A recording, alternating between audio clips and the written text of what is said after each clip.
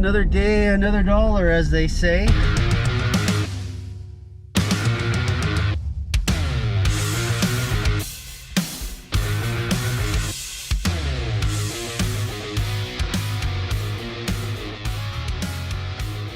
Today I've got a pretty big, busy schedule. It seems sometimes this between Christmas, New Year, and after New Year, there can be a little lull.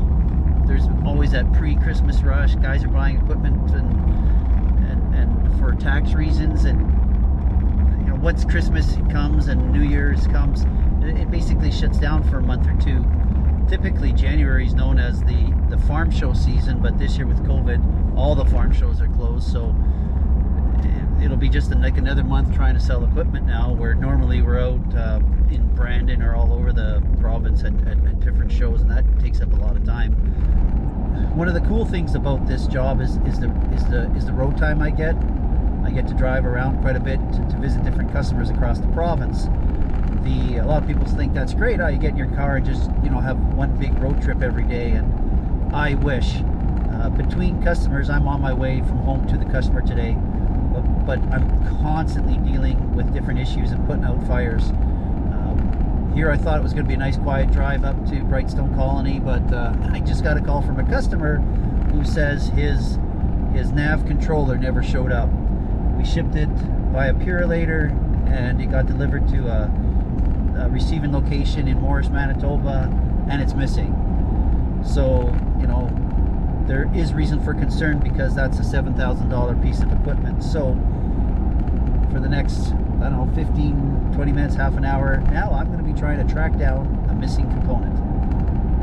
Fun. Kind of have a good news, bad news report for you. The good news is we found the customer's nav controller. So don't have to worry about that anymore. Apparently it ended up where it was supposed to go, but the receiving depot was not calling the customer, so they returned it. And anyways, these things happen, but no harm done. We found it. The customer will have it by the end of the day. So crisis averted there.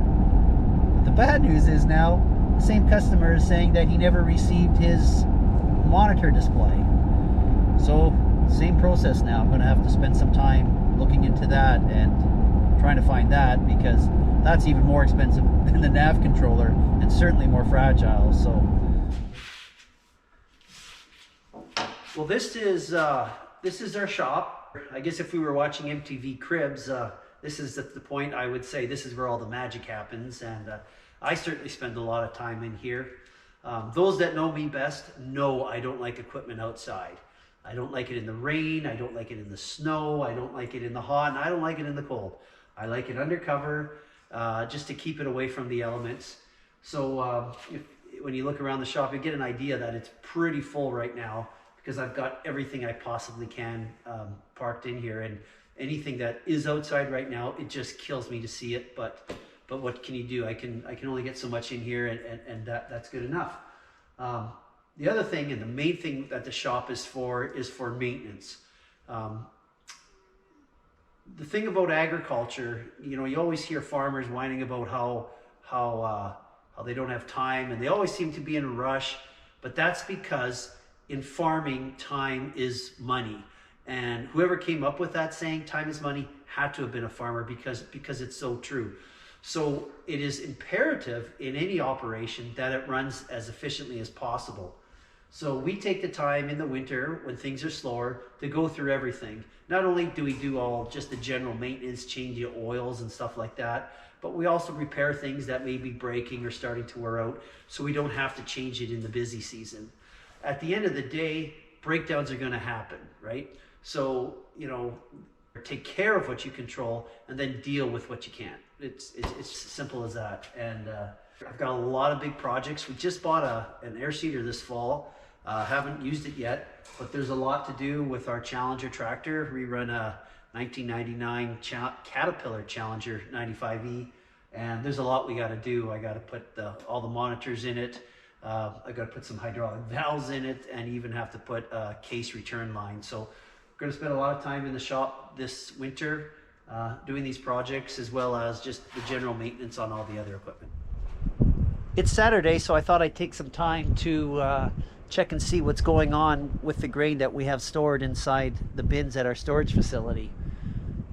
Yeah, we've harvested our grain, a couple months ago, of course, and have the grain all stored in the bins. The bins are right full, but that doesn't mean there isn't anything going on inside the bin. These bins hold 20,000 bushels each. Crop for oats, for example, right now is selling at $4 a bushel, so you can understand the potential income that's inside each one of these bins. The thing is, we don't know what's going on inside the bin. There is a chance that the grain, might have been a little bit tough in places. Well, that could get heat. That could actually start to heat and spread throughout the bin and actually spoil all the crop inside the bin, and then it becomes a complete write-off. So it's always a good practice to plug into the bins. Inside each of our bins we have moisture and temperature sensing cables, and I'm just going to take my my device right now, plug it into the bin, and get a good idea of what's going on in the bin. Kind of a peace of mind kind of thing. Okay, so I plugged into the bin. I'm just going to turn it on. It's going to do its startup procedure, and it should automatically switch to the bin that it's in. Maybe it isn't. Yeah, no, there it is. It's reading it. I don't know if the camera's going to pick it up, but it's doing its analysis, and it's showing there right across the board that the temperature throughout the bin is anywhere from -5 to right at the top, right around to -5 at the bottom. So that's good. The temperature is pretty even, and again, if you look at the moisture content throughout the bin, it's all about the same. -9 at the top, or 9 again at the bottom. So it looks like everything's pretty safe in this bin. So I'm just going to leave it for now and come back in a week or two and check on it again. Okay, I finished checking all the grain bins. All of them turned out to be pretty good, with the exception of this bin. This is a 4,000 bushel hopper bin, and it has a significant temperature variation. So the bottom of the bin is about -4, middle is -12, and the top again is around that -3, -4. Probably not a big deal. I think the difference in temperature variation can be attributed to the fact that I had the bin running to cool it off. It brought in the real cool air and pushed it in, but then the temperature warmed up again, and I left the fans on a little bit longer than he needed to be, and it reintroduced all that warm air down below. When I look at my data recorder, it suggests that there isn't heating going on, but it's just, again, more of a fact that I left the fans on too long. So no big deal, just to be safe and a little peace of mind. I'm just going to turn a fan on. The forecast for the next couple of days, the evening temperatures are getting down to that -10 degrees, and we'll let it run overnight, and that should stabilize the temperature closer to what we wanted. It's amazing to think, though, that here we are, first week of January, and I'm trying to find cold weather to cool the bins off. It's just so bizarre. But all I gotta do is start the fan up and let it run.